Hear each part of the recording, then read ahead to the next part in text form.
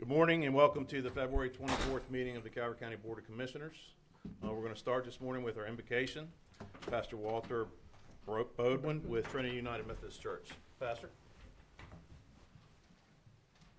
Good morning. Good morning.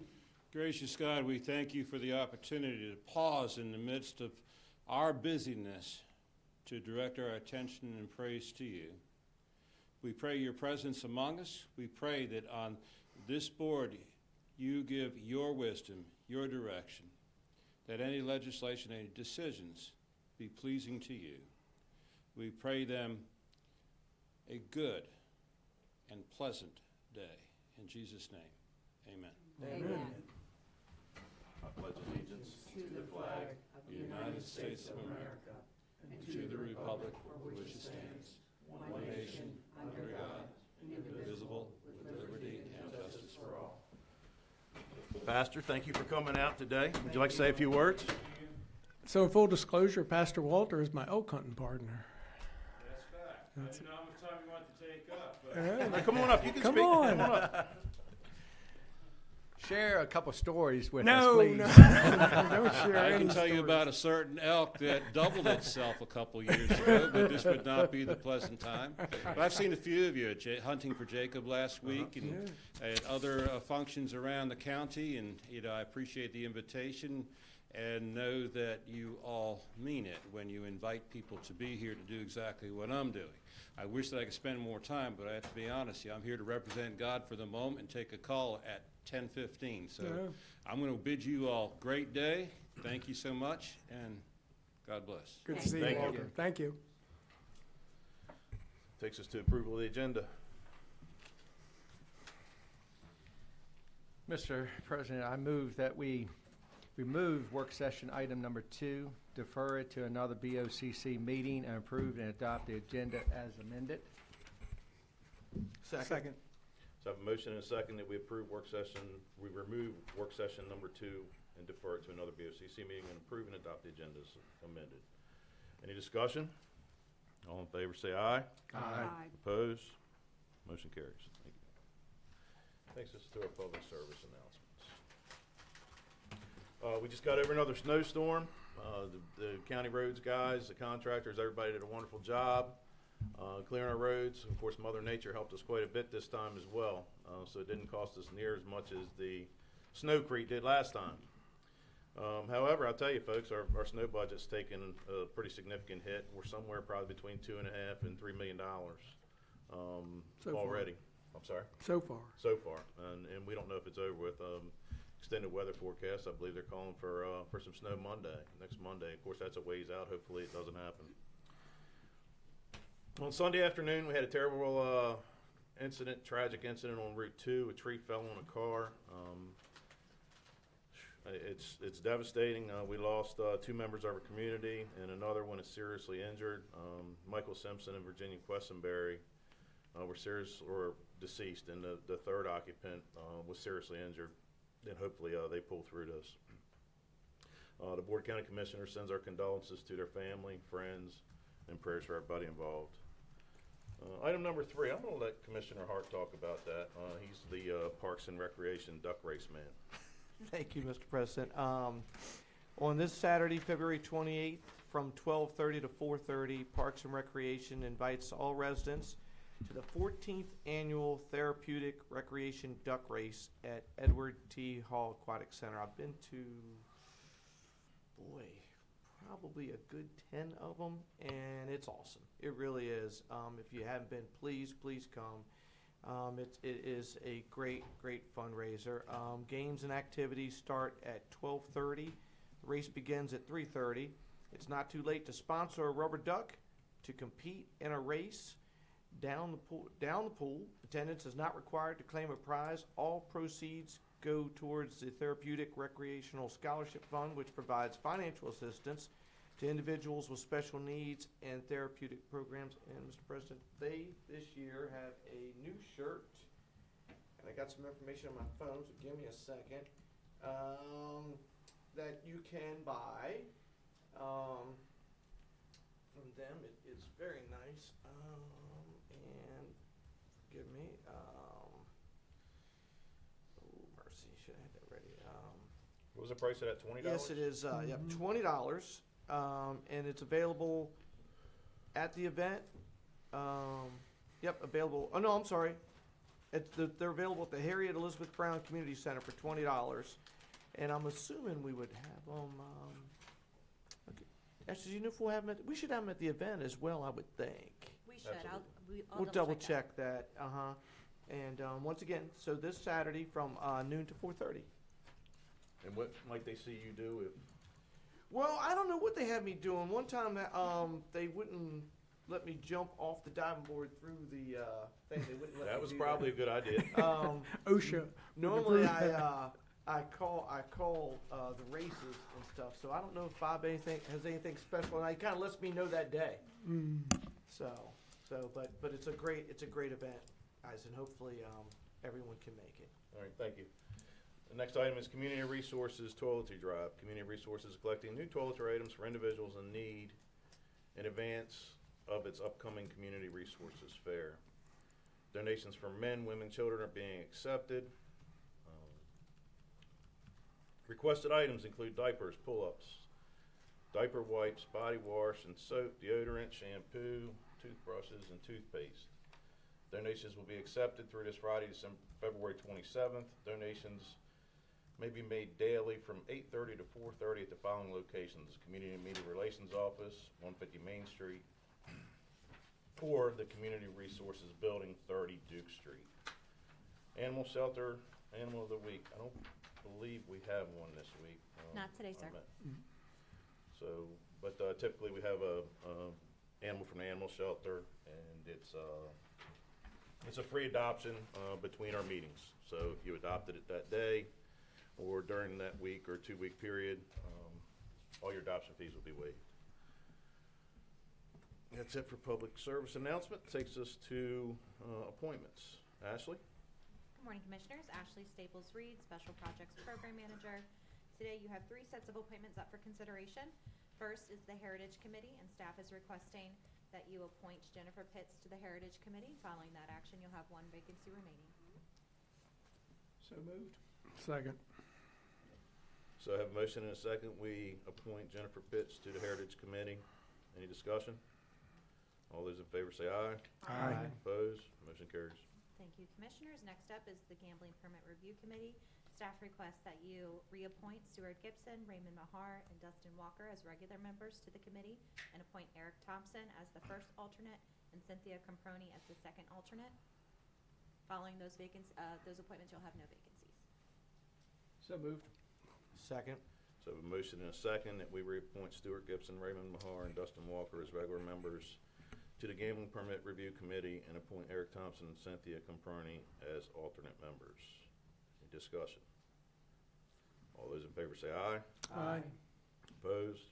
Motion carries. Thank you. And last up, we have the Economic Development Advisory Commission, and staff is requesting that you reappoint Lawrence Jarowski to the Economic Development Advisory Commission. Following that action, there'll be no vacancies. So moved. Second. So we have a motion and a second that we reappoint Lawrence Jaworski to the Economic Development Advisory Commission. Any discussion? All those in favor say aye. Aye. Opposed? Motion carries. Thank you, Commissioners. That takes us to consent.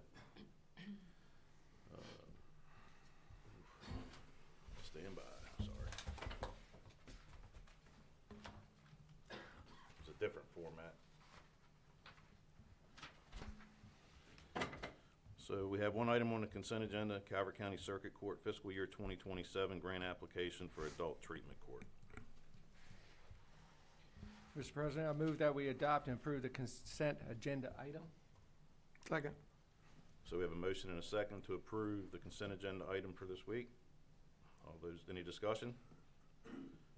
All those in favor say aye. Aye. Opposed? Motion carries. Takes us to old business. Department of Planning and Zoning, World Legacy Expansion Outreach for 2026. Morning. Morning.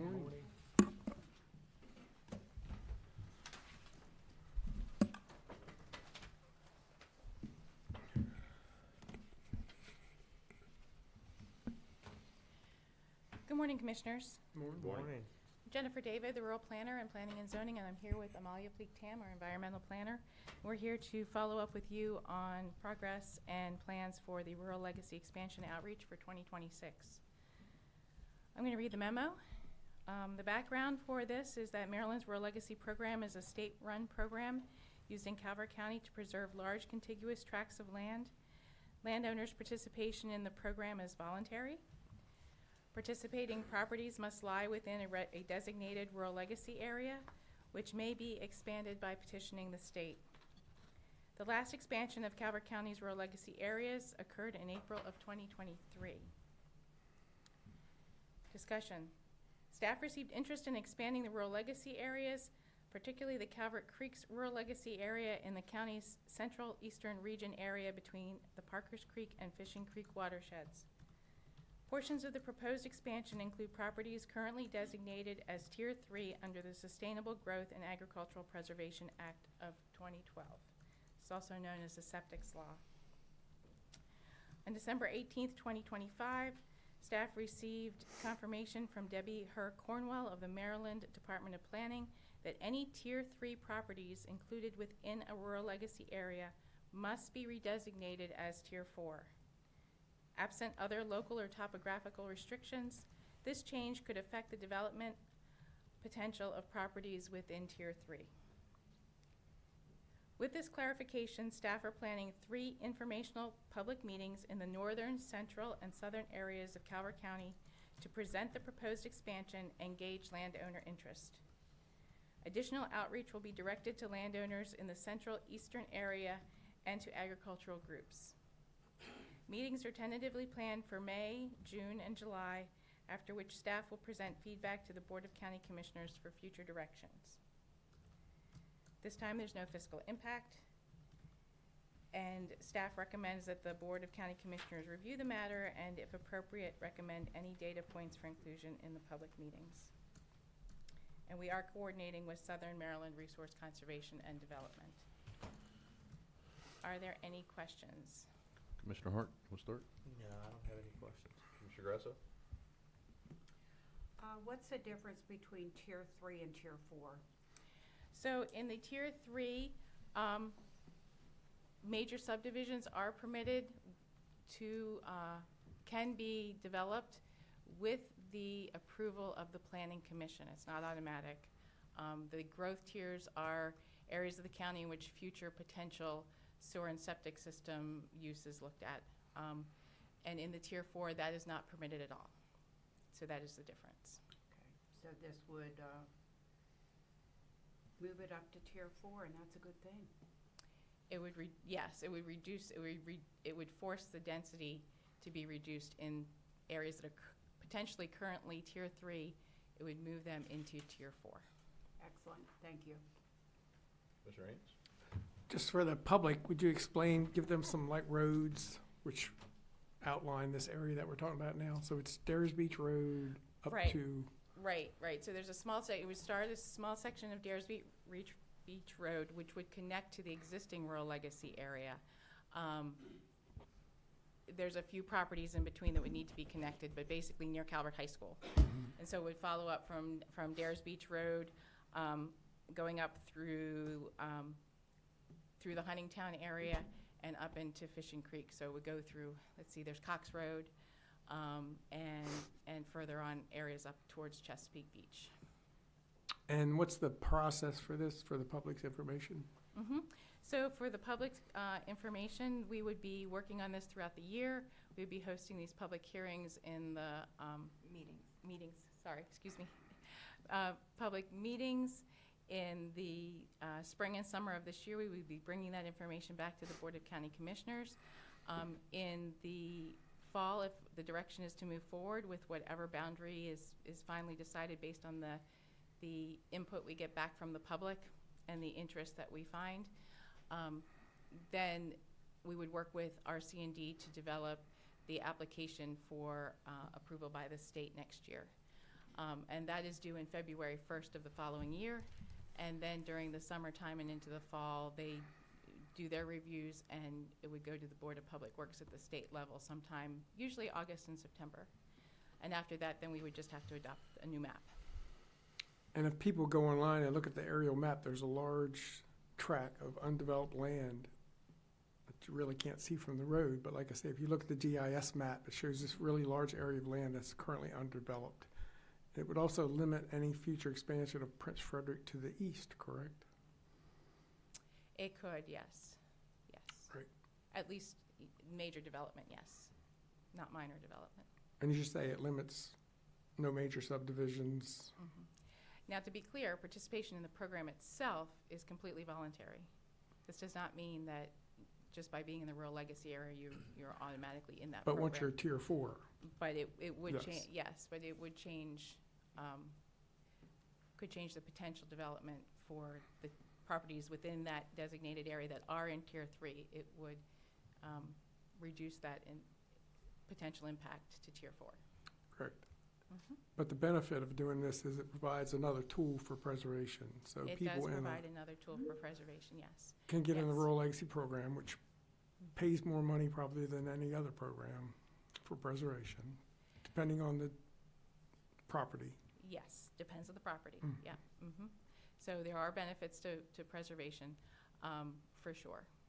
Do you know offhand how many acres it is in this proposed area? I believe we have those figures. So the largest of the proposed area is about 1,800 parcels, 13,948 acres. And that'll get us up to Fishing Creek? Correct. That would get us close to Fishing Creek, yes, parts of the watershed, yes. Yes, not necessarily the creek itself.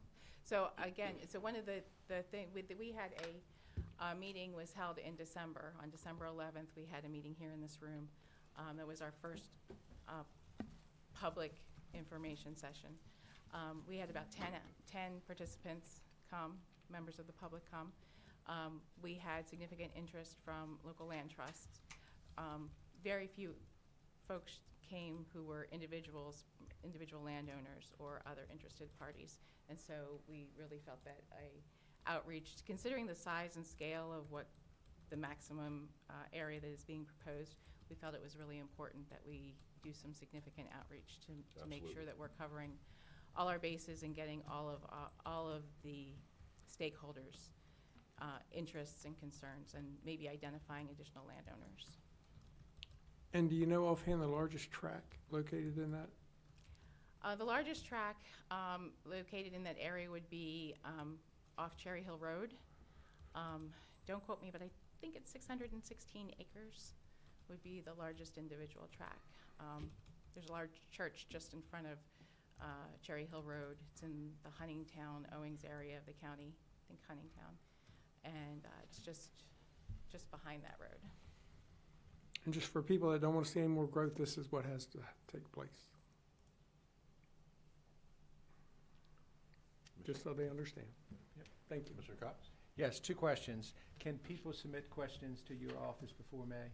Absolutely. Okay, and the second question I had, so we put this in the mapping, but suppose my neighbor doesn't join the program and another farm outside wants to join the program and it's not contiguous. What happens then? So let me make sure I understand your question. So the question is, what happens if my neighbor next door to me does not want to change the program? If your neighbor next door to you was a Tier 4 mapped property to begin with before the new boundary line was Correct. put in place, nothing changes. Okay. If your neighbor was a Tier 3 mapped property prior to the change, it is possible, depending on acreage and environmental, all sorts of other considerations, not just rural legacy, but zoning, that they would be not able to put in a major subdivision. They could only put in a minor subdivision, if that's the case. If you have a neighbor that is just outside of the boundary, and this is where having this outreach is really going to be important, they would not be eligible in that year right away for a rural legacy easement should they desire one. We would have to go through another process of expansion and remapping. Now typically, rural legacy areas can be expanded, but they can be expanded incrementally. So that's not as much of a challenge when you have an individual landowner that's right outside the boundary.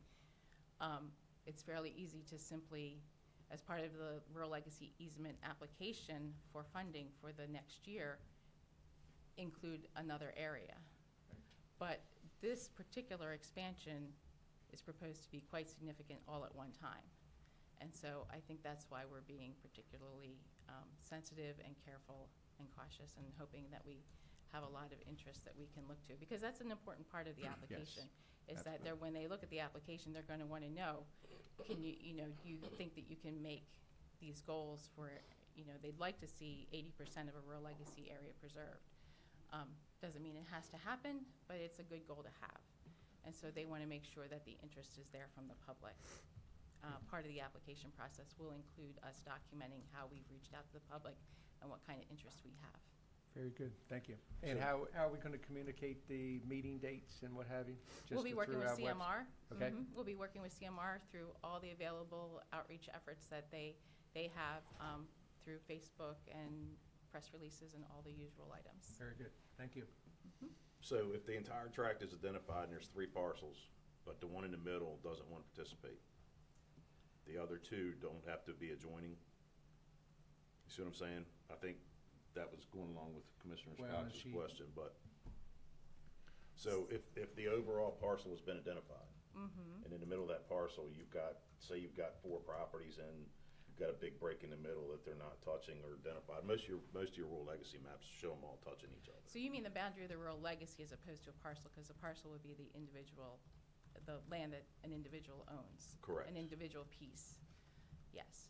So if you had 3 properties within the rural legacy, that are within the rural legacy area boundary, and the person to the west and the person to the east wants to apply to the program, but the person in the middle does not, there is nothing that compels the person in the middle to participate, and the 2 parties on either side that want to participate have every opportunity Okay, to do so. that was my main thing, Yeah.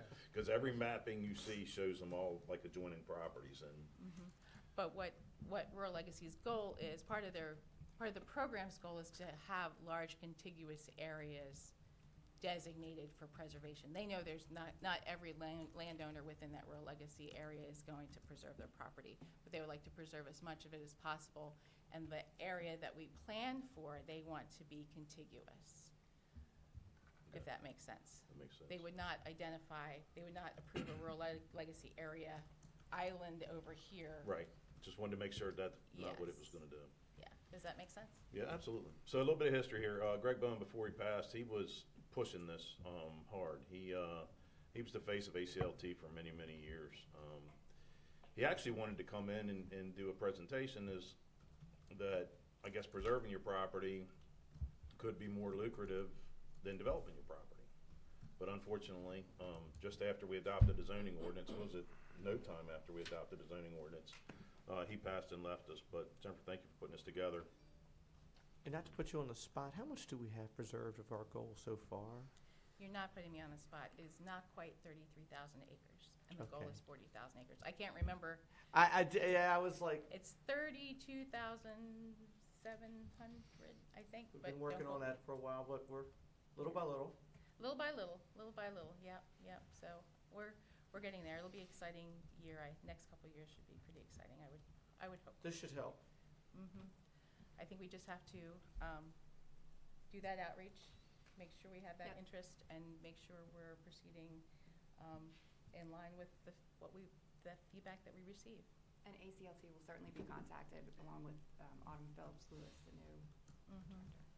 And when we get closer, I think, presentations will be, we're hoping that these outreach sessions will have folks will have the opportunity to learn more about preservation.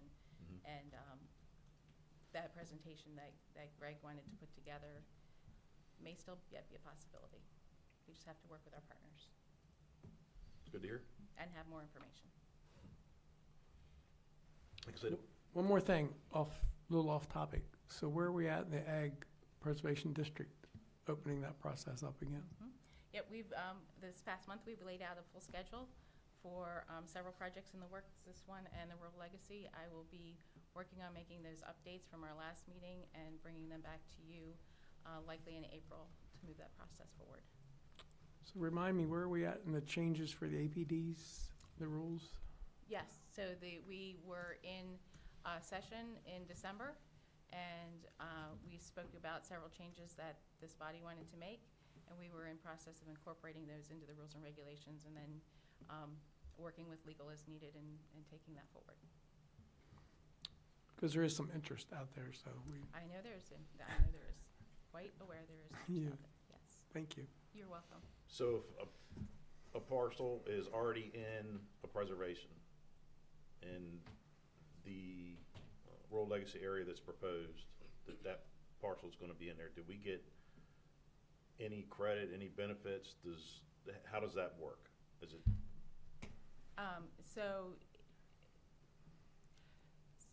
So if there's already a property that's preserved in preservation, that's already preserved by another program Another program. within this expanded rural legacy area, we're already receiving quite a bit of credit. Mhm. However, one thing that is looked at for all the preservation programs is extra points or considerations, even in our own local program.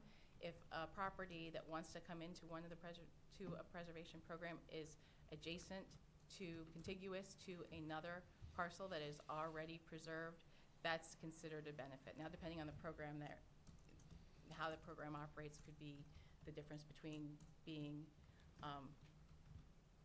eligible or not being eligible, depending on where it's located, or receive, like Rural Legacy has a point system, could be extra points, because again, that continuity, that linking together of areas that are being preserved for agriculture, forestry production, and to protect our natural environment, that's all the benefits that we're looking for. So each program's a little bit different. MALF program and our local program, they're very focused on agricultural production, saving the best of the agricultural land that we have left, and forestry production for timber. Rural Legacy is more of an environmentally focused program where a lot of their concern is derived from habitat protection, sensitive areas, wetlands, that sorts of things. So it depends a little bit on the program, but we certainly get a lot of credit for that. And it does, preservation does contribute to our WIP goals. In this proposed area, what creeks or watersheds are protected if we enter this? Do you know them off the top of your head? Oh, my. I know it's quite a few. But It is quite a few. Yeah. So there's a little tiny bit of Parker's Creek down at the bottom. Fishing Creek, a little bit of Fishing Creek up at the top. Let's see. Plum Point. Do you think of any others? the main three, okay. Yeah. And there's some smaller creeks, smaller water bodies that drain directly into the bay that could be impacted as well. I will give a plug for our land preservation map that we finalized in December. We did that ahead of that December 11th meeting that I mentioned. We wanted to make sure, and Amalia did a great job. I want to thank her very much for all the help she did to help us do that, and GIS was a big help. It's really nice to have a land preservation map, public-facing land preservation map. It's available on our website. You can get there directly from the My Calvert Maps website. If you go to the left side of the screen, scroll to there's a list of all the available publicly facing maps. The land preservation is the newest one on the left column, last map. If you click on that, you will see the existing rural legacy areas in purple. You'll see a bright gold line, which represents the maximum rural legacy area expansion that's currently being proposed. You can also see which areas are currently preserved by Rural Legacy, MALF, MET, which is the Maryland Environmental Trust, or our very own local land preservation TDR program. And this is something that's been asked for quite a while, not only from people interested in preservation, but also from the development community, because they need to know if the property owner they're working with, even for a single-family dwelling, is located within an APD. Okay. Thank you, Director. Yes, Mr. President. Staff requests the board review the matter and, if appropriate, recommend any data points for inclusion in the public meetings. Okay, so you have direction, no need for a motion? Nope, Okay. there's no need for a motion. We just need to know if there's anything you want us to be including in the meetings or have any other comments. I'm sure you're gonna be getting some emails. All right, But thank you guys very much, Thank you. appreciate you. it. thank you.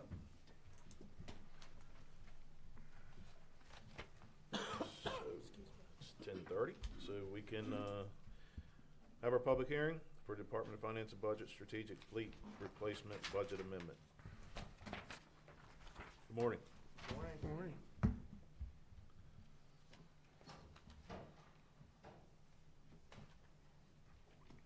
Good morning, Commissioners. Mary Andes, Deputy Director of Budget, Department of Finance and Budget. To my left is Melina Brookshire, Chief Financial Officer, also Department of Finance and Budget. There is one public hearing scheduled for today. All hearings were duly advertised, and a certificate of publication is made part of the record of each of the hearing. Citizens were invited to provide comment on any and all hearings after each presentation is concluded. The hearing may have a separate comment period following their brief presentation. Anyone here in person must sign in on the sheet next to the attorney to speak. Okay, thank you, Mary. We are before you this morning to present this budget amendment proposing a requested allocation of about $4.76 million from our prior year fund balance to replace 31 critically aging vehicles within our non-police and non-public safety fleet. As noted in the memo, the county did not complete any vehicle replacements in fiscal years 2024 and 2025. So this amendment is our strategic correction to that, requesting the funding for these 31 vehicles. We have carefully developed a phased approach to address the backlog without over-leveraging our reserves. And by moving forward with this targeted $4.7 million allocation and placing these one-time catch-up operational expenditures within the CIP, we are providing maximum transparency to the funding and ensuring we don't artificially inflate our recurring operating budgets. We are in active, close coordination with the Sheriff's Office and Department of Public Safety, and we are working through their specialized fleet needs and will return soon with an update on that. And I'll turn to Mary to go over the fiscal impact. Sure. The proposed FY 2026 vehicle purchases will be funded through prior year fund balance. Budget Amendment BA 2026-000713 allocates $4.604 million to establish new project capital improvement plan strategic fleet replacement. And Budget Amendment BA 2026-00714 allocates $160,000 to establish new project enterprise strategic fleet replacement. Including this initiative in the CIP allows the county to utilize fund balance that carries forward each year, helping to reduce financial and operational pressures in future fiscal years. While including in the CIP for tracking and budgetary purposes, these vehicle purchase are operating expenditures, not capital projects. The use of fund balance will not impact the county's financial position and will maintain reserves needed to preserve the AAA bond rating from Moody's. Conclusion, staff requests that the board leave the record open for 10 days. Staff will return after that 10-day waiting period to request that the record be closed and the resolution be adopted and signed. The floor has been open for public comment for this hearing. Resolution 6-89 was adopted and is available here today to maintain the order and decorum of the governmental process. Those attending in person will be invited to speak first. For those joining virtually, if you wish to speak, please press 6 or use the raise your hand function. Virtual participants will be identified by their screen name or the last 4 digits of their phone number and unmuted one at a time. Speakers will be asked to state their name and address. Speakers who are providing comment as individuals will be allocated 2 minutes. Speakers who are designated representative of a group will be allocated 5 minutes.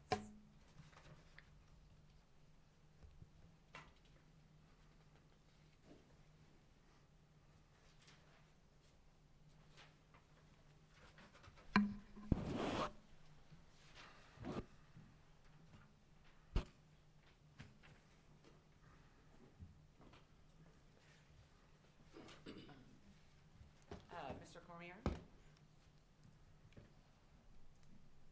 Good morning, Commissioners. My name is Joseph Cormier. I'm at 9201 Sam Owings Place, Owings, Maryland. Commissioners, I'm flabbergasted at this request. This board has preached about fiduciary responsibility with public funds, but kicking the can down the road is not responsible. You've patted yourselves on the back for your award-winning budgets, but where's the transparency? Deferring vital projects may make the bottom line look good, but it doesn't serve the people. While you vote to give hundreds of millions in tax breaks to billion-dollar industry, you raise taxes on working families. 6 months after the budget's already approved and your bond rating's given, now you want to raid the slush fund. And why wasn't this a priority in the original budget process? Nowhere in this does it detail what these 31 vehicles are or what their services they supply to the community. What emergency requires this $4.7 expenditure outside the budget cycle? Your memo states that these operating expenses, not capital projects. Making this line item is subverting the established process that allows for public scrutiny.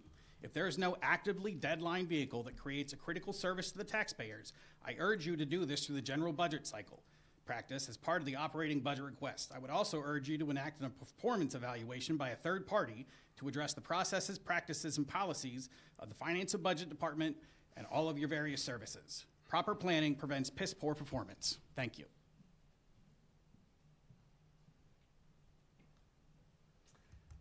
Mr. Kenneth Lee. Kenneth Lee? Okay. He's passing. Anybody else on the list? No one else is on the list. Is there anyone online? Commissioners, there is no one online. Okay. Mr. Grasso?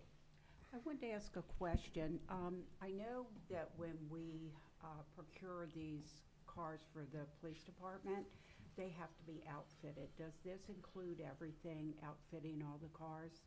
Yes, ma'am. Okay, so there will be no extra expense? Thank you. Commissioner Hance? So most of these vehicles are for DPW, correct? Yes, a large majority for snow removal, yes. So the director's here. I'm going to put him on the spot. You want to come up and talk about your vehicles that need to be replaced? There's concerns about we're just buying vehicles and talk about the issues, please. Sure. J.R. Cosgrove, Director of Public Works. A number of the vehicles on this list are for Public Works. The majority of them are for snow removal. And for instance, this past storm, we have a dump truck that was on the list that we would have liked to replace a year or more ago, and I think it was FY25's budget. It went down during this snowstorm with emission issues. You know, service engine light comes on, the truck went into limp mode, so we pretty much had to have it towed to fleet, and now we got to do, you know, spend additional funds on a vehicle that we should have replaced due to emission issues, more or less, on this one. A lot of these aging infrastructure for our vehicles, I mean, you know, they get worked pretty good during these snow events. We do the best we can for maintenance throughout the year. We go through, and after every snow event, we clean them off as best as we can. But as anybody know that's in the area, you know, snow is hard on vehicles. No matter how good you clean them, it still gets in the crevices of the frames and all that you just can't, you know, clean out. So a lot of these vehicles are for that. And some of these should have been replaced in past years, as Mary stated, but they have been put off. So that's pretty much where we're at with them. And there's some on there for, I think there's 2 on there that haul our trash and our roll-off vehicles. They get, you know, they run 400, 500 miles a day running trash between the convenience centers and back to the transfer station. You know, that's a lot of miles. We got some vehicles that have over 1 million miles on them. You know, it's due to be replaced. If we were in the private sector, those would have been replaced due to that. I mean, we rely on these to provide services to our citizens and keep our roads safe. So that's pretty much where we're at with most of the vehicles on there from Public Works. So when you get a new dump truck, that's a plow, that's a salt spreader, that's everything with that? Correct. So the price we have on here that we budgeted for includes both the truck, the plow, all the snow equipment, everything. Okay. And there's a back truck on there too, wasn't there? Yes, I Water and believe so. sewer, yes. Yes, that's for Can water and you- sewer. Can you speak on that? So that vehicle we use for multiple things. We can use that to clean out our storm drain systems. You know, culverts underneath the roads, you know, they get sediment in them over time. We need to clean those out. We also use that for our water and sewer. So we use that for hydro excavating. It helps us reduce the impact when we have to do repairs on the water or sewer line. Matter of fact, the other night, Sunday night, we had a leak on a line during the snow event. And we went out and used the back truck to excavate down to do those repairs. It just reduces our footprint when we do repairs within these communities. We can act a little faster because with hydro excavating, it's like hand digging. You know, you don't necessarily have to wait 3-4 hours for Miss Utility to show up in the middle of the night to mark utilities, because more or less we're hand digging. You know, we're not using any machines. It's pretty much hydro excavating with high pressure water, and we suck it out and put it in the back of the vac truck and dispose it properly. And that's a piece of equipment that we've had, I think, going on 5-6 years now, and it's pretty much reached its lifespan. Here lately, over the past year, that vehicle spent more time in the service shop than we've had on the road working for us, and that's just does not serve our citizens well that way. Mr. Hart, you got a question for Joe? No, I know those gentlemen in Fleet and JR pretty well, and you need it, you need it. Yes, sir. Thank you. I just want to echo what JR just said about the maintenance records, you know, with the trucks. If you look at the maintenance records on a lot of these larger trucks, they get very expensive, and sometimes we just got to bite the bullet, and we haven't purchased them for 2 years, so thank you, JR. Thank you. Thank you. Thank you. Anybody else have any other questions? No. JR, thank you. So, we have a motion? Mr. President, I move that we leave the record open for 10 days pursuant to Local Government Article 9-105. Second? So we have a motion and a second to leave the record open for 10 days pursuant to Local Government Article 9-105. Any discussion? Hearing none, all those in favor say aye. Aye. Opposed? Motion carries. Thank you. Thank you. Thank you. Thank you all.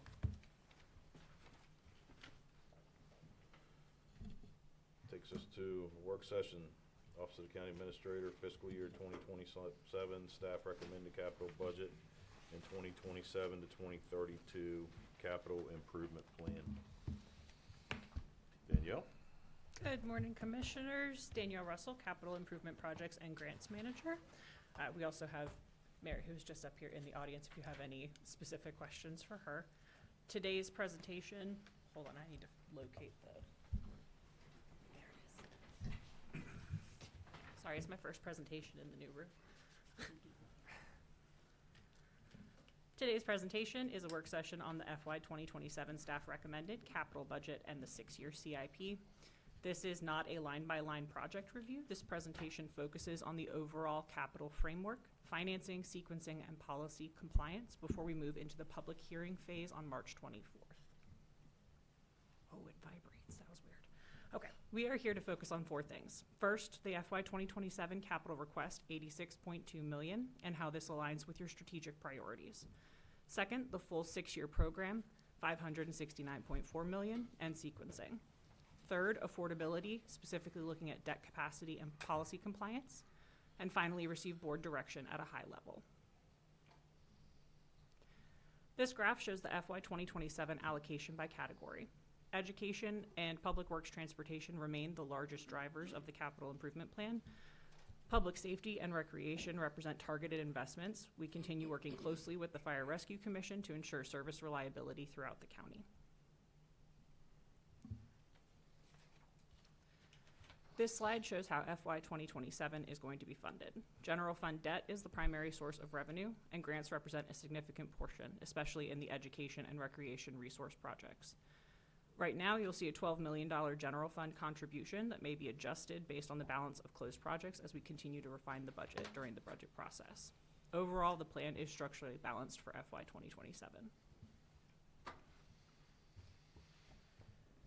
The capital program aligns with the board's 5 strategic priorities.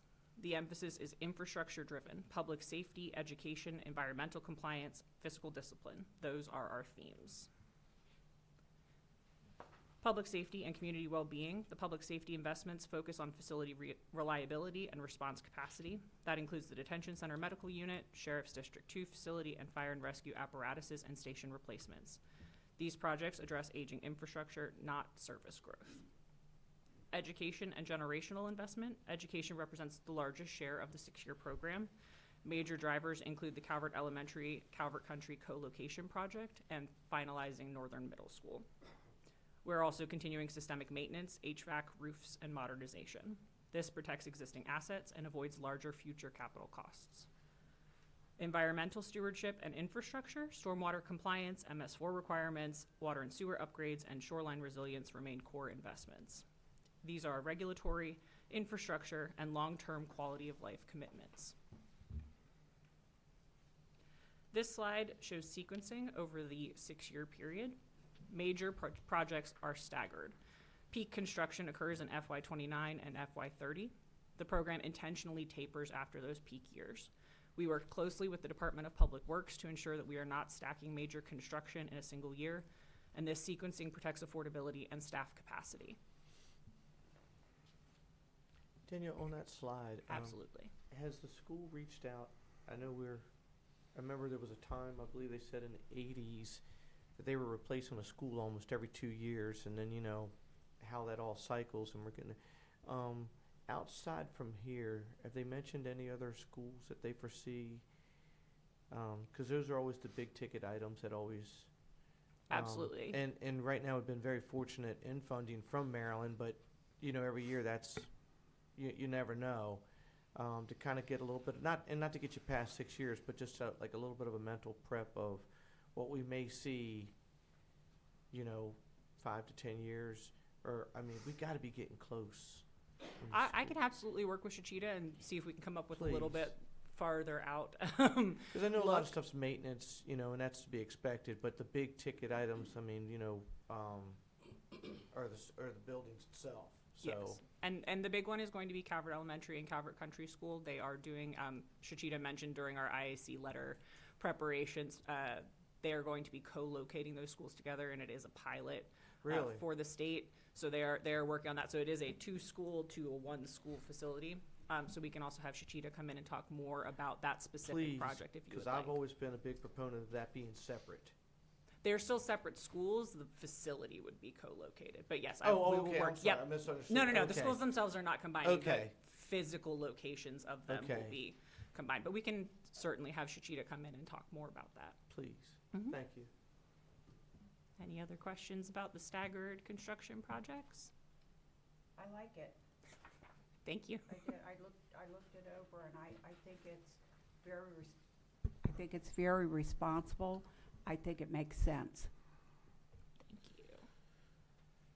So we will move on from that staggered look to talking about debt and affordability. The county operates under 2 primary general fund debt limits, 9.5% debt service to revenue and 1.8% debt to assessed value. The current fiscal year remains below both thresholds. Our debt service is currently well below the 9.5% with preliminary projections around 5%. We are currently sitting at approximately 1% of assessed value, but with the significant amount of debt financing projected in the 6-year period, we are going to be coming right up to that cap of 1.8% debt to assessed value. The current revenue projections aim to preserve capacity and protect our AAA rating. With your direction, we would like to look at that 1.8% of debt to assessed value and see if there is any best practices from the GFOA or from Moody's, but work with our, I'm blanking on the word, working with Davenport to look at that threshold. Has Moody's sent anything? Obviously they have really got more restrictive. Have they sent anything more going into this year to be where the bar is going to be even higher? Or they seem to kind of plateaued? I will defer to Mary. No, Steven says no. We have not heard anything exact from Moody's, but we'll be monitoring them and having conversations with the analysts as well as with our financial advisors, just to make sure we stay on top of that. And any kind of policy revision or caps will be revisited with with the financial analysts and with that in mind. Because the other two have stayed pretty stable. You don't predict any changes from the other two? No, they have not indicated any changes. We have not seen any indication of any changes. Hopefully Moody's is done. Huh? Hopefully Moody's is done tweaking it. Hopefully. Hopefully. Okay. So Danielle, aren't those caps self-imposed? Yes. And we do that to make sure we're very conservative in our construction plans. Yes. And we only do 15-year bonds because that reduces our I cost. believe enterprise fund is 25.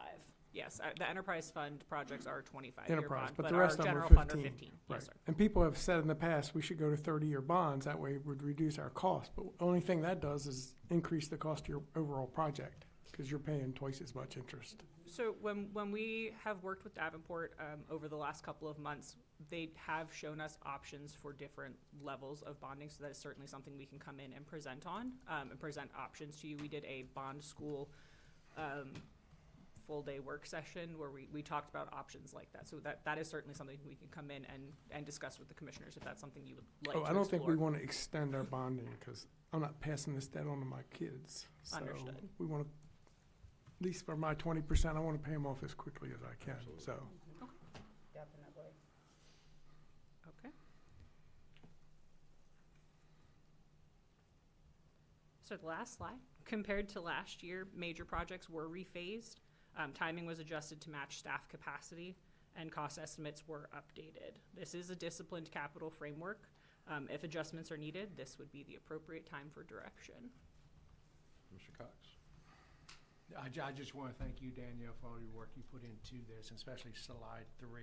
You can just look at it, you see where the money's going, and very good. Thank you for your hard work. Absolutely. It's definitely the clearest picture we've seen. We are getting there. We are feeling much more confident.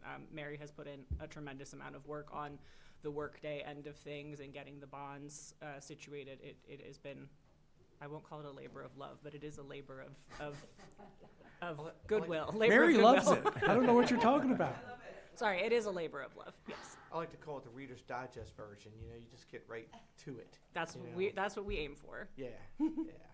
So, Commissioner Hart? no, that's I'm very happy with your guys' approach, because it can get real convoluted. It can, when you're, what's going on, what's coming off, and, then you go back having to explain, why did this move and what have you. I thought this was very clear and concise, so I like the approach you're doing. Commissioner Grasso? Well, I want to say, Danielle, thank you so much. Danielle also does grant writing for us. That is an art. She does a fabulous job. Mary, great job. Melina, great job. I told you all when I sat down with you, and I come from the budget world, I feel like I am finally working with professionals. You all have a handle on our money. You have a handle on the budget, and this presentation has been fabulous. It gives me a great amount of confidence to move forward within the county. The breakdown for the CIP, I thought it was very reasonable. I thought it was clear and concise. We have to live within our means, and we are living within our means. So thank you to the three of you for all you've done. You definitely are a blessing to our team. Thank you. Thank you. Commissioner Hance? So I just want to sound like Commissioner Grasso right now, because Mary has been with us, a year and 2 months or 3 months? And 2 years. Today is my 2-year anniversary. I just thought about that. Is it? And we didn't even know the mess we had until Mary came in and told us. So, and Danielle, you've been amazing. You haven't been here that long either. And people are going to think we're just sitting up here, bragging about you, but facts are facts. And as Commissioner Grasso said, the last few years, we've been challenged with our financial projections and the information we've been given. And I like her, feel better today about information we're getting out of you all than I have since I've been here in 8 years. And, it's not easy to say publicly, but it's a fact. And really appreciate what you all have done, the two of you, together on this. So greatly appreciate that. So I'll echo what everybody said there. In addition, I also want to add that, we're waiting on bond authority legislation through Annapolis to see if it goes through. I mean, none of these projects can happen without that. And we also need to make sure we maintain our AAA bond rating across the board. So those two things are definitely hinging upon a lot of these projects being completed. Danielle and the whole team, thank you all very much. We appreciate it. Stephen, you were over there when you first came down, and you probably never thought you were going to get out of there. But we appreciate everything you do, and now we have a new CFO on board, so we look forward to some more progress. And it is a breath of fresh air seeing that the clarity. I mean, we can actually, be given numbers, and you have confidence in the numbers that you're given. That's huge. Thank you, everybody. So we don't need. No motion. We will No see you at the motion, no public nothing. hearing on March 24th. Thank you for your time. Thank you. Thank you, Danielle. Thank you.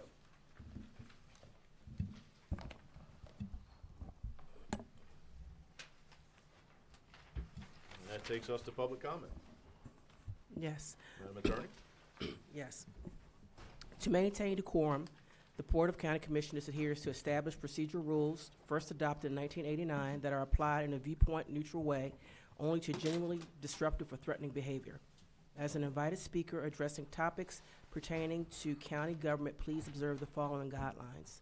All remarks and conduct must be respectful and refrain from personal attacks, inflammatory language, or disruptive behavior. Prior to commencing your remarks, please state your full name for the record. Individual speakers allocated 2 minutes. Designated representatives speaking on behalf of an organization or group are allotted 5 minutes. Individuals seeking to influence governmental decisions are categorized as lobbyists and are required to register with the Ethics Commission prior to their engagement with the board. First speaker.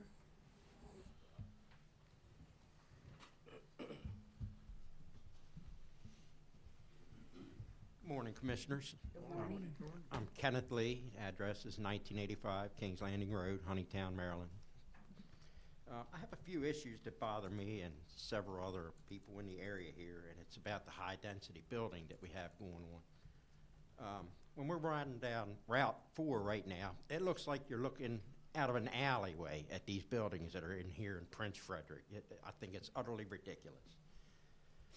And then we're getting ready to put in 600 more low-income housing developments right by the school, the high school, in Calvert High School. I mean, this is totally uncalled for, I think, and it's irresponsible. The second one is about the tax hikes that we've got going on, We got people in Calvert that are having a hard time paying their electric bills. They're having a hard time eating. And a lot of people are fleeing the county because of these tax hikes. Irresponsible. And my third issue is on these data centers. I say no to them because we may get some money up front on these data centers, and Maryland's going to get a big chunk of this money. But the residents of Calvert are going to be stuck with these high energy bills that these data centers consume. And that's about all I have to say on this. So with this, I'm going to be running for commissioner in my district, District 2. Thank you all for listening. Thank you.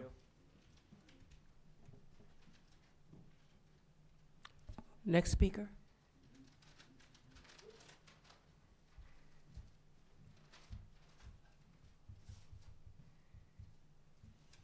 Good morning, Commissioners. It's been a spell. Good morning. Since we've met. This is very diplomatic, by the way. I don't want to, it's not going to ruffle any feathers. Commissioner Hart, in the... Excuse me, sir, could you please state your name? Your name? Patrick Flaherty. I'm Thank sorry. you. In the June 14th, 2018 edition of the Calvert County Times, you told reporter Dick Myers that if you were elected for a second term, that it would be your final term. And you also said, quote, "If I can't get it done in 8 years, then I'm not very good at it." Those words, rooted in principle, words that resonated with many of us who believed in limited service and real results. But life changes, priorities revolve, and you, today, Commissioner Hart, are seeking a fourth term. I respect and admire your dedication and the work that you've done for our county. Yet your journey reminds us all of something important. Even good intentions can shift over time. Voters deserve clarity, consistency, and leaders with the integrity to follow through with their commitment and that hold themselves to the standards they once set. I'm here today to announce my candidacy for Commissioner for the 1st District. I'm here to tell the people of Calvert County that my commitment to them is simple, straightforward, and unbreakable. If the people of Calvert County place their trust in me, and I am fortunate enough to be elected, I hereby pledge upon my honor my word, and my bond. I promise the people of Calvert County that I will only serve 2 terms maximum, 8 years, and then step aside. No ifs, no buts, no extensions.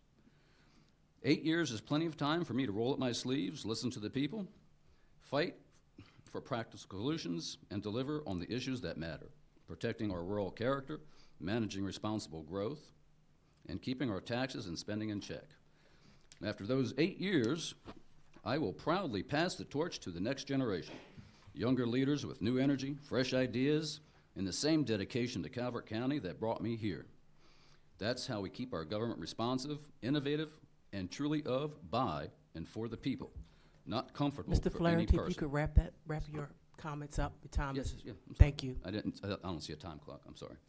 My campaign isn't about tearing anyone down, it's about building something better, a tradition of service where leaders come to contribute, achieve, and then make way for others.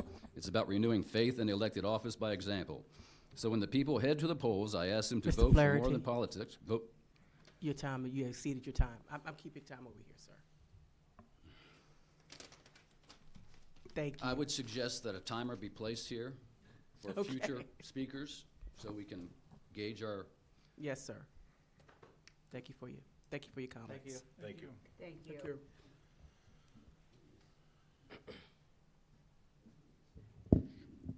Good morning, Commissioners. My name's Joe Cormier, and I'm not running for office. I just want to remind you, it only takes 3 of you to vote to dissolve the any and all NDAs and create a board policy to block that going forward. I'm confused as to your decision not to have a representative from CCPS here to review their comprehensive performance audit. You've been chasing that rabbit through the briars and bramble for over 3 years. This county has spent hundreds of thousands of dollars on this. You've held school budgets hostage, threatened the livelihood of union employees, and run your campaigns on it, and yet here we are, and there's crickets. This all started with $25,000 spent at a jewelry store for retirement gifts for teachers, but you're willing to juggle millions of dollars through budget adjustments, obfuscating instead of transparency. For those text amendments for the data centers that we didn't talk about today, this county has set up a precedent of giving non-compliant businesses multiple temporary use and occupancy permits, and this practice allows businesses to flout the rules year after year with seemingly no consequences. I've seen examples in other localities that state specifically that non-compliance will result in immediate revocation of permits. Fines and fees are just the cost of doing business, but a work stop order immediately affects their bottom line. And as far as reaching our goal for 40,000 acres saved, there's some prime land that would benefit from this preservation in Lesby between Constellation's clean nuclear energy plant and the Dominion liquefied natural gas processing facility. Old growth forests, tributary waters to the bay, and home to vibrant ecosystems. Land that's held historically precious sites, as well as large swaths not yet evaluated for an indigenous archaeological preservation, potentially more so than James Patterson Park. Do right by your constituents. You want our vote? Do something. Thank you. Thank you. Thank you. Thank you. Is there anyone else in the audience who would like to comment? Madam Clerk, do we have anyone online? Commissioners, we do have one individual online, speaker with phone number ending in 0860. If you would like to speak, please unmute your mic.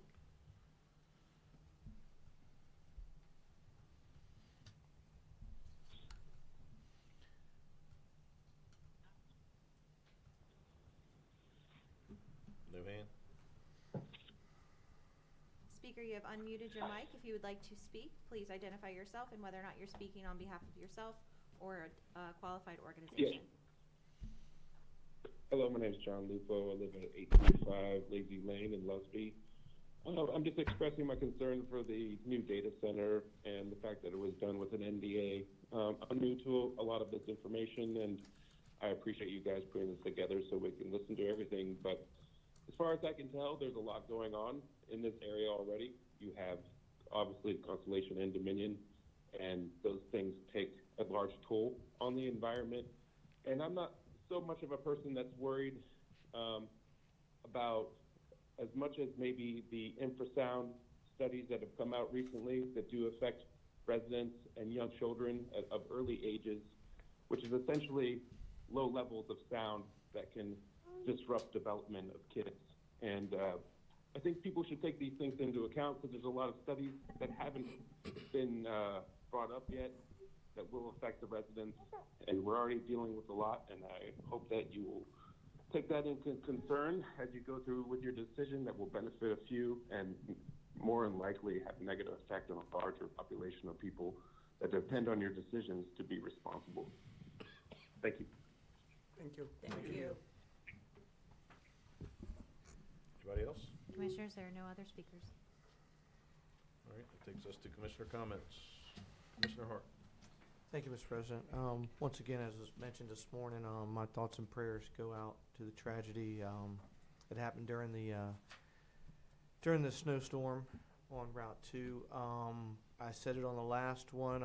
We have by far the best snow removal people on the planet. Once again, I spoke with JR before the event, and he must have a crystal ball because he predicts, as it's coming, the plan of attack, and it goes just like he says. So far, JR 2 for 2 this year. So hopefully we won't have a 3. Too expensive. But I want to say thank you to everybody in the crew there. Also, as mentioned, this Saturday, I can't remember how many of these I've done, but it is such an outstanding event. Parks and Recs puts on a duck race that helps for the camps this summer, and it is going to be from 12:30 to 4:30 again. And this Nito Torpedo shirt they will be selling to help raise funds will be available at the Elizabeth Brown Center. And did we ever hear back? I'm sure at the event itself, Ashley. We have not heard back yet. Haven't heard back yet, but I would be surprised if we didn't have them there as well. They're $20, and it's a great event. Everybody can buy a duck and watch it race. Like I say, it's been a great event for years. I've enjoyed going, and that's all I have, Mr. President. Thank you. Commissioner Grasso? Yes, on this Saturday, I went to Twin Beaches Library. There was an event put on by Jefferson Patterson Park, and the subject matter was what people wore to the American Revolution. Also, the Historic Society participated in this as well. It was a very good event. I had told you the last time we met that Hot for Chocolate, the 5K race at Jefferson Patterson Park, had been postponed. The new date is March 7th. Another thing, I'd like to plug Jefferson Patterson Park because it doesn't take much to plug it. It is such a jewel within Calvert County. And please consider supporting the Friends of Jefferson Patterson Park. There's individual memberships, family memberships, and you really help a good cause. I can't wait for the Mac Lab to reopen later in the fall. Also on the, last night in Prince George's County, I attended State of Power. It had to do with data centers and power. Pepco was there, JPM was there. Am I saying that right, JPM? PJM, I'm sorry. And somebody from BG&E, and it was very, very informative. I was very glad that I went to it. Also, I'd like to thank JR and his staff again. Great job, great job. Thank God this snow was lighter than what we experienced in the past. But having said that, we still had snow, and as a result of that snow, we had 3 individuals coming up Route 2 on Sunday. 2 lost their lives. 1 is in critical condition, so please keep that family, both families, in your prayers. Thank you. Commissioner Hance? So I too want to add my congratulations to all the men and women out there working to clean snow in those conditions. I want to thank JR for him and his team that lead that group. Just for the public's information, we don't put any money in the snow budget because it's so variable. We went for years without any snow. And so I think right now, we talked this morning, our snow budget so far in this winter is $3 million. So it's $3 million we're going to have to come with. So when people talk about, you have all this fund balance and what are you doing with it, that's why. And we're not, as President Arlen said, they're calling for snow again this coming Monday. So we're not done yet. Mr. Lee commented about the low-income apartments. To my knowledge, that is not a low-income project at Calvert High School. And that project was planned and approved in 2005, if my memory serves me right. So a lot of these projects that you see happening now, you know, they've been on the books for years. Lusby Villas, I think, was in the 90s when it was approved. When you see a big project, it takes years to get those projects off the ground. The project there on Dares Beach Road, Magnolia Ridge, which Mr. Lee referenced, that was originally planned by Ryland Homes. Ryland Homes, when the housing crash occurred in 2008, pulled out. It's been sold several times to different developers, and finally a developer actually bought it and is following through with the project.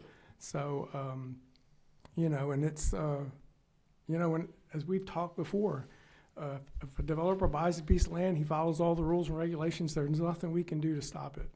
Legally, there's nothing we can do to stop it. So we don't like seeing this growth any more than you do. You know, I grew up in Calvert County. I've been here my whole entire life. And I can guarantee you, if I could turn the clock back to 1973 when I graduated high school, I would.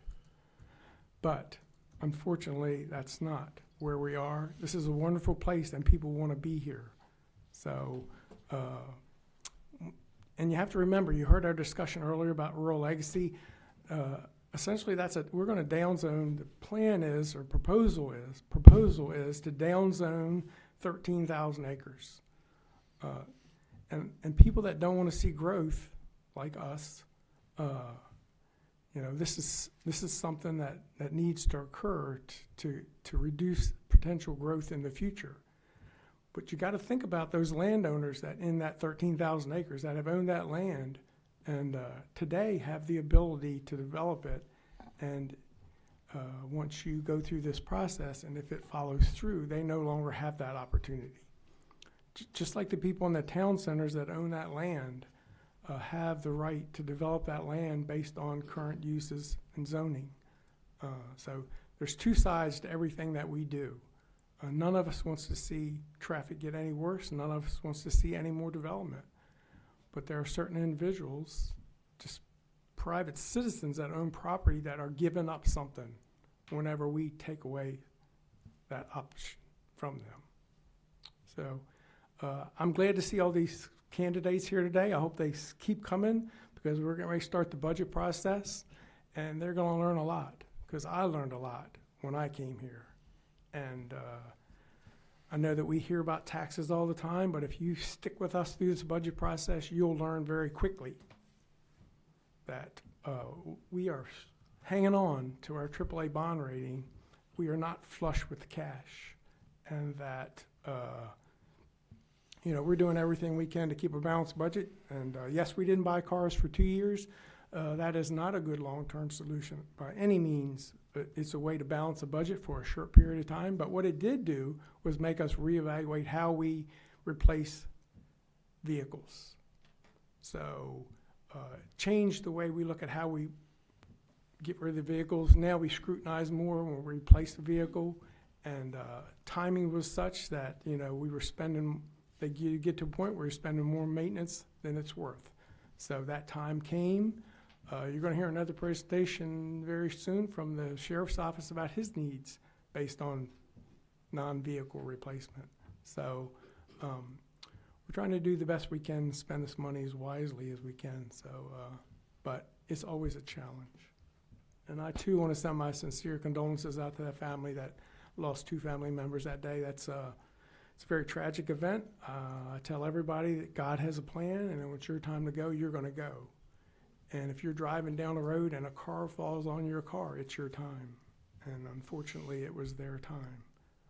But truly want to send our sympathy out to that family. It's a very, very tragic event. So thank you, Mr. President. Thank you. Commissioner Cox. Thank you, Mr. President.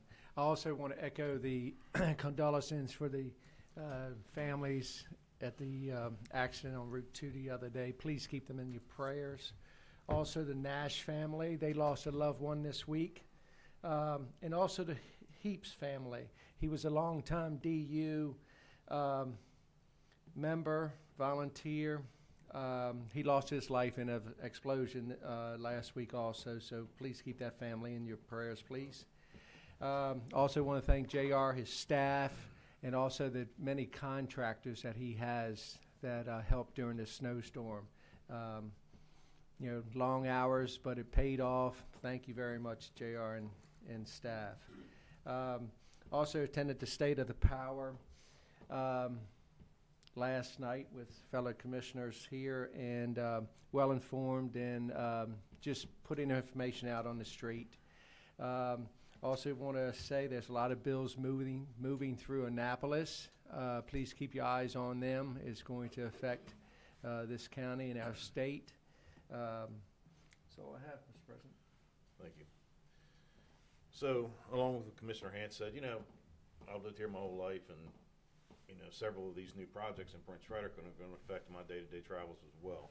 So we went back. I actually sat down with Jason and went back and started looking. Jason from Planning and Zoning, and started looking at dates when permits were issued. And if you look, every one of these projects, the permits were issued prior to the update in the zoning ordinance. Had we been able to get that zoning ordinance updated prior to those permits getting there, we could have stopped some of them. Without a doubt, but they were zoned to do what they're doing at the time. It's very unfortunate, again, because I think it's going to cause a lot of more traffic issues in Prince Frederick.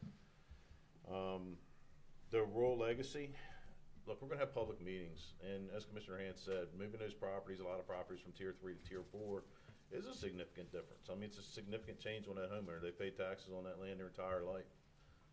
There's 3 meetings scheduled. I encourage anyone within those areas, when they get those notifications of those meetings, show up, voice your opinion, put it out there. What's right is right and what's wrong is wrong. I mean, if we sit there and we hear citizens and they don't want any parts of that, then we're going to go that way. We have to. Like I said, it's definitely a challenge to try to get that balance between the preservation and cutting density and trying to make sure that our constituents are happy with the outcome. But like I said, there's several meetings scheduled, and we've learned our lessons. A couple of the meetings we had for the town centers, there were some issues, and not everybody was notified that should have been notified. So, but we're going to take care of that moving forward and make sure that those people get notified.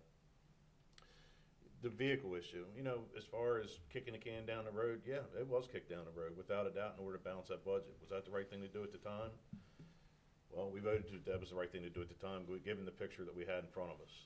You heard us all talk about today. We have a clearer picture today, I believe, of our financial situation than we've had yet.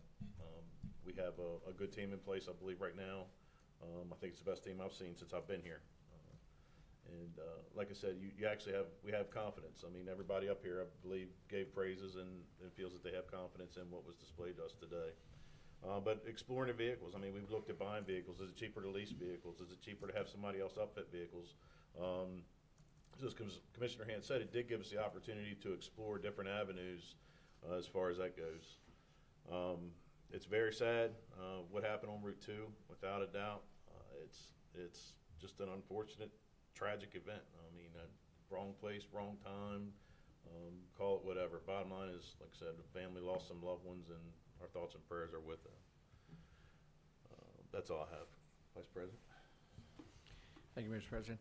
I move that we recess to closed session pursuant to general provisions, Article Section 3-305, 1B, 1I, to discuss appointment, employment, assignment, promotion, discipline, demotion, compensation, removal, resignation, or performance evaluation of appointees, employees, or officials over whom the board has jurisdiction.